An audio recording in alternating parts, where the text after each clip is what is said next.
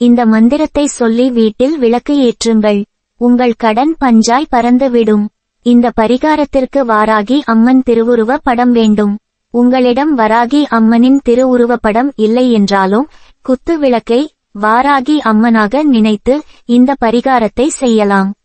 வராகி அம்மனுக்கு பூஜை செய்யும் நேரம் மாலை நேரம். அந்த நேரத்தில் நாம் பூஜை செய்தால் வாராகி அம்மனின் திருவருளை நாம் பெற முடியும். மாலை 6 மணிக்கு மேல் 1 மண் அகல் விளக்கில் நல்லெண்ணெய் ஊற்றி திரி போட்டு விளக்கு ஏற்றுங்கள்.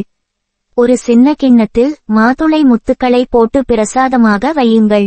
வாராகி அம்மன் திருவுருவ படத்திற்கு மாலை சாற்றி அல்லது குத்து விளக்கிற்கு மாலை சாற்றி விளக்கேற்றி அந்த விளக்கை வாராகி அம்மனாக நினைத்து இந்த மந்திரத்தை சொல்லி 108 முறை பூக்களால் அர்ச்சனை செய்ய வேண்டும்.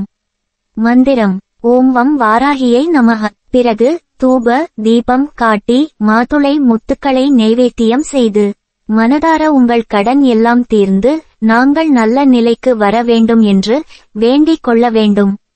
தினமும் காலை மற்றும் மாலை வேளையில் இந்த மந்திரத்தை 108 முறை ஜெபிக்க வேண்டும்.